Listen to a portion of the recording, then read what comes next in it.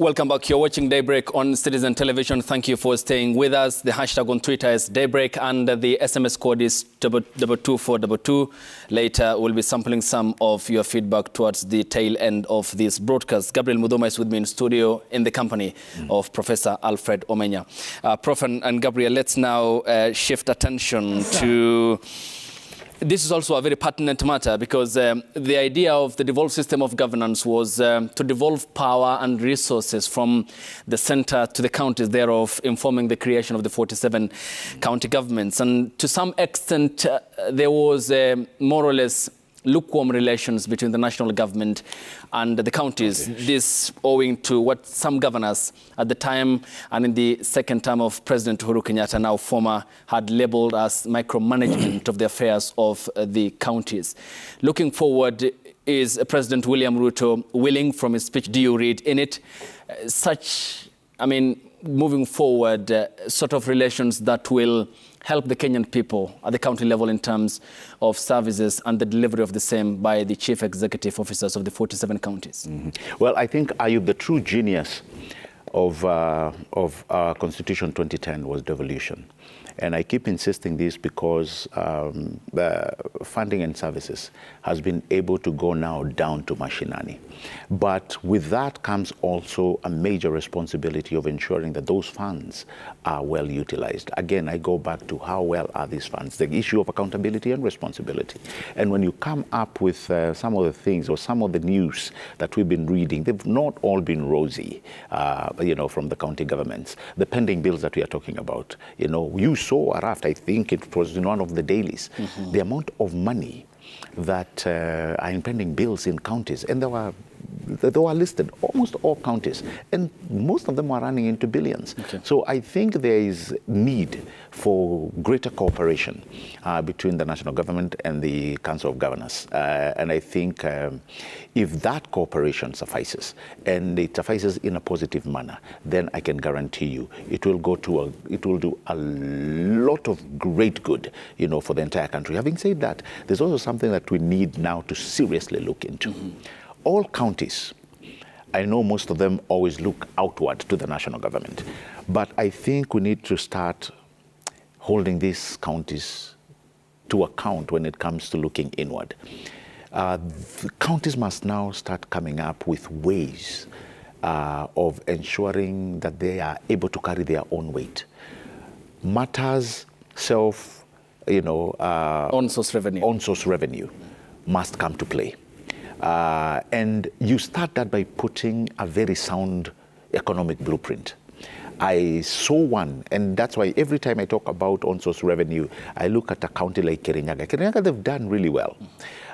When you look at some of the amounts that they've been able to raise, it gives you hope that many other counties can do the same.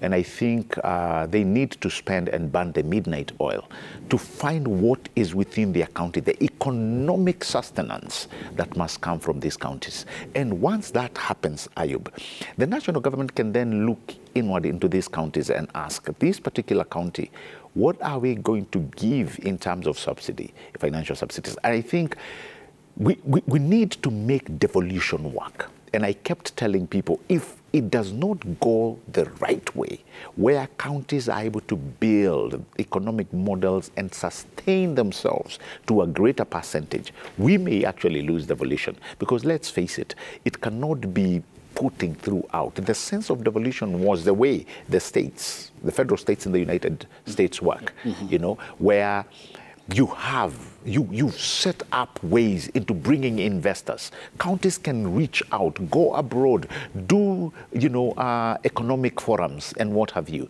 and be able to invite people to come and invest in these counties. And they make a business case out of every financial or economic model that they have. That is how you grow these counties. So I think it's time they start looking. Get good governors, get good county assemblies, get great MCAs who are knowledgeable and they understand the economic of our times, and they are able to build counties that are going to be self-sustenance. All again boils down to leadership and how that leadership is. Definitely. Prof, by When the tenure of the former president ended, 2.4 trillion Kenya shillings injected into the counties.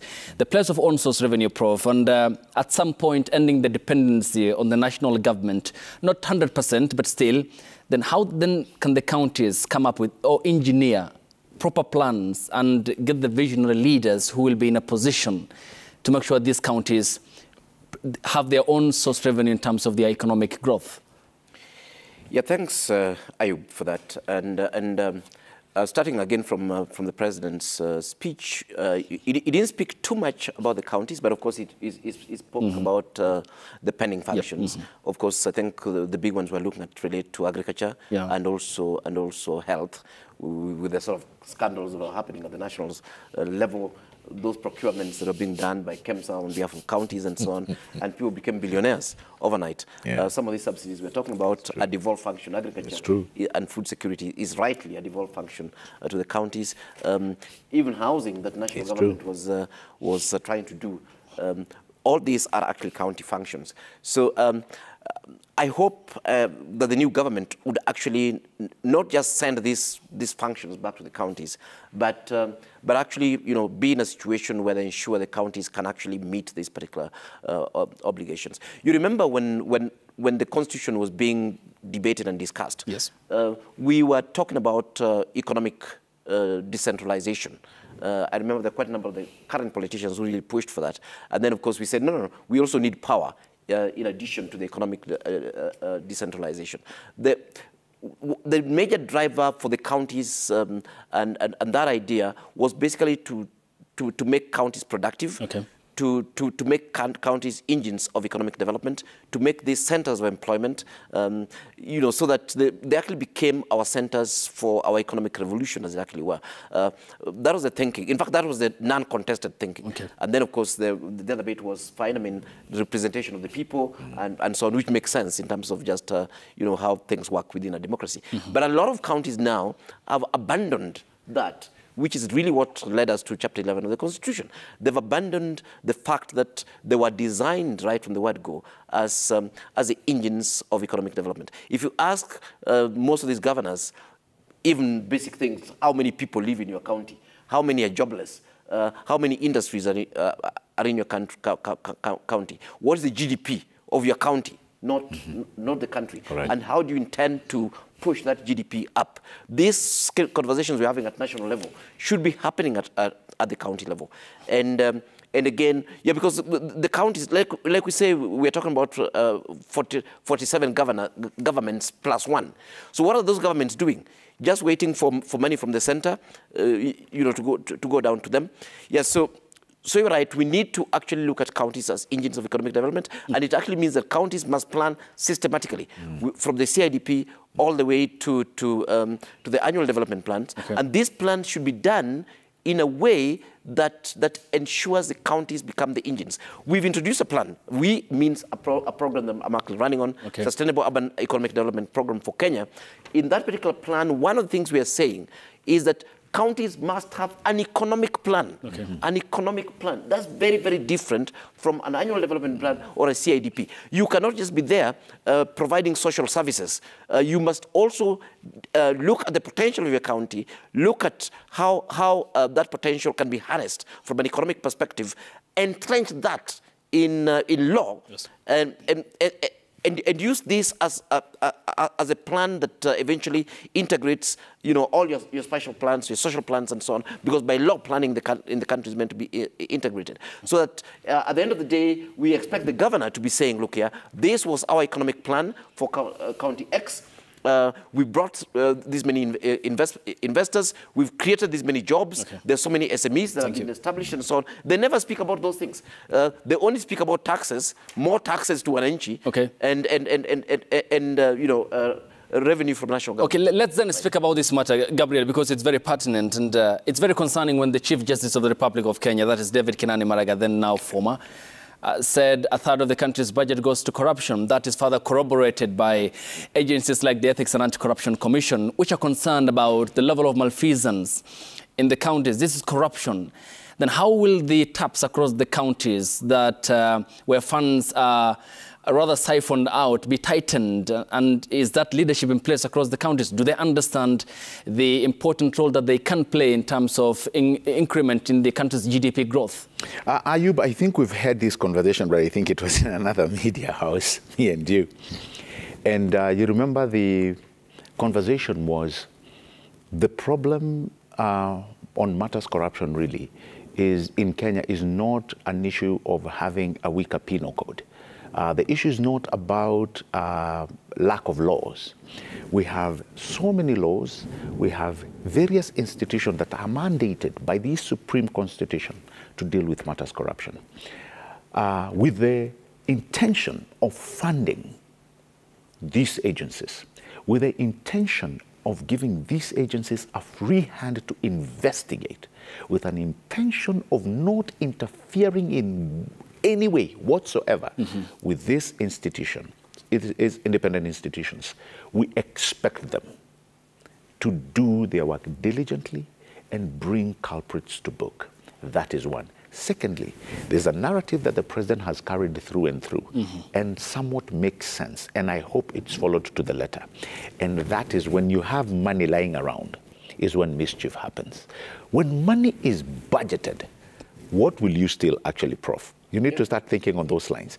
When budgets are crisp, when budgets are solid, when budgets are actually cut out to deal with the particular issues and to go to deal with the objectives and the obligations that they were crafted upon, where will you get money lying idle?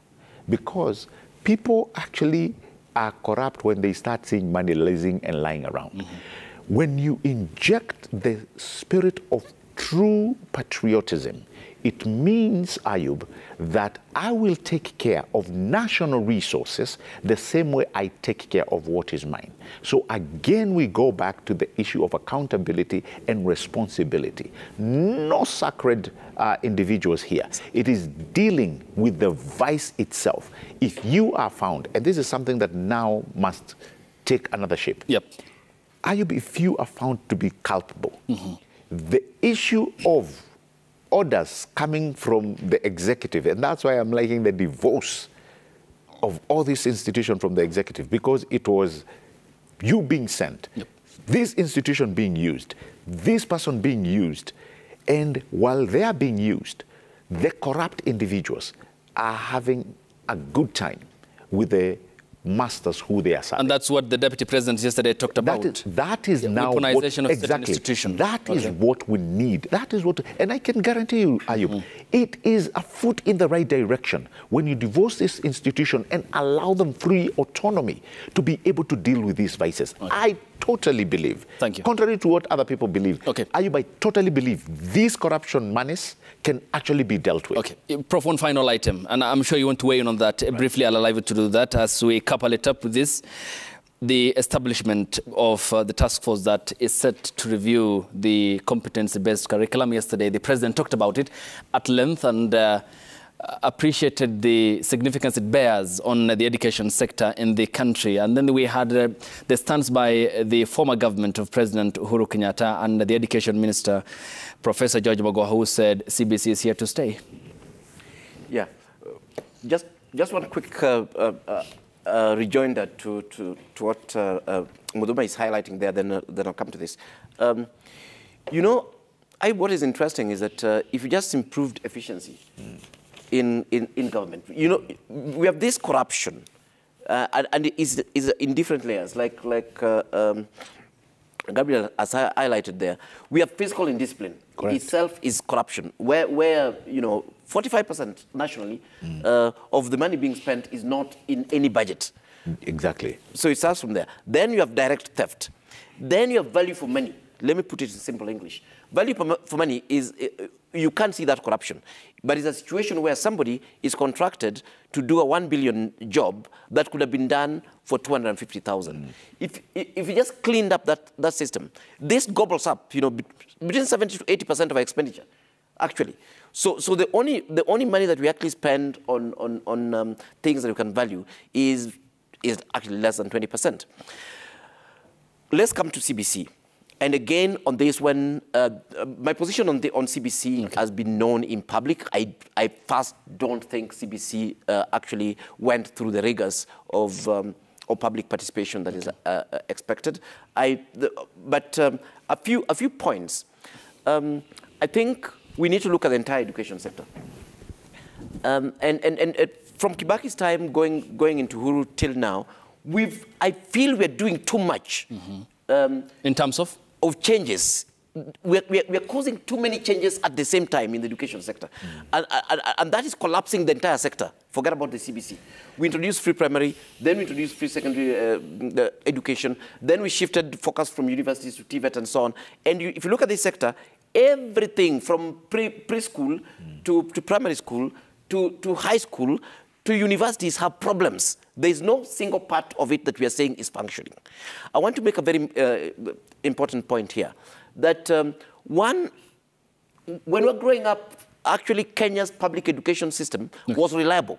If you're a bright child, you could go to school and your future was guaranteed. Correct. That we can no longer say.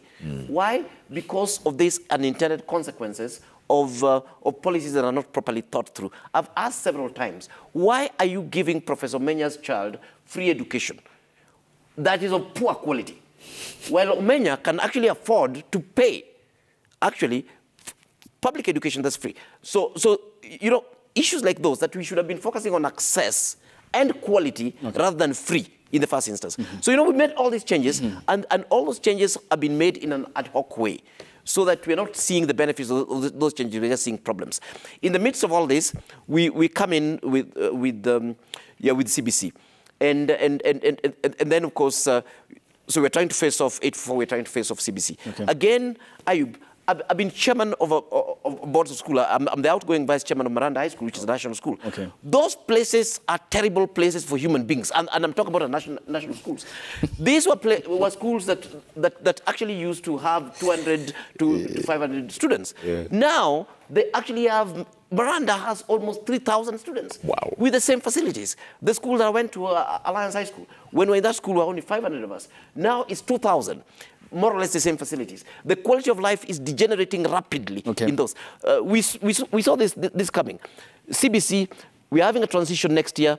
You are saying we need a double transition. These secondary schools that have no capacity now to take on the 844, you are going to give them a double intake in January. And these are things that were highlighted to the ministry, but we had a minister and a government that were impervious to learning. So they ended up creating a crisis. And they knew that this double intake would not happen in their term. So they put their heads in the sand. So these are total crisis. You see, because you're going to double, and mind you, it is going to be a double intake, because you have the class 8s, and then the following and class 6s. The following year, you have class 6s again in these same schools with the same infrastructure that we're actually talking about. So yes, the way DP handled this, I think, is a correct thing. That we have a big crisis, and that crisis, we don't even know how we're going to solve it. So the best is to have the task, reboot the system. Thank you. Have the task force, let them consult again, let them rethink. And then we see how to get ourselves out of this dilemma, because, mind you, we already have 6 years, children who have been in the system for 6 years. So we have to think about what to do about them. We have the terrible issue of the double intake. Thanks, Prof. Yes.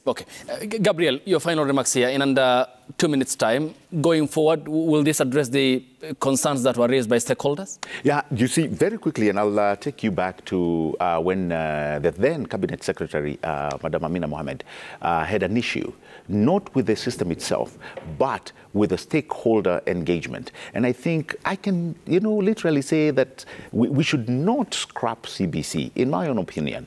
We've spent so much money on it. We've spent quite, a hefty time on it in terms of resources and other things. I think it just needs to go through a relook, just like what the president said. Set up that task force, let the task force get to work, let them go and engage each and every stakeholders. You're looking at both the teachers and the parents alike, and every other supporter who we have, who support our education, and let them come with a raft of what changes or what may go into the CBC. But the cries, the hues and cries, Ayub, that I'm hearing, oh, scrap CBC, I don't think that's the right thing to do at this point in time. Thank you, Prof, and thank you to Gabriel Mudhuma. Your time is all appreciated. Running through some of the very itemized aspects that the President touched on yesterday, but because of time, we have to wind up, and your company is all appreciated. Prof, thank you. Thank you, Gabriel. Thank you, Ayub. Asante. We appreciate it, as always. Thank you. And let's take a look at the feedback on the Twitter handle at Citizen TV Kenya. The hashtag is Daybreak. Kenya Mushoki says failure to fulfill the campaign promises is an electoral fraud. President William Ruto has started very well. This is on Twitter. Thank you. And Bob Otieno Owino says it was a great gesture from the President William Ruto to offer a new role to former President Uhuru Kenyatta. This is sort of a special envoy for sure. In politics, there are no permanent enemies. That more or less is now becoming okay. So when we get back from the break, Trevor will be here, and then we wrap up the broadcast with him. Stay tuned.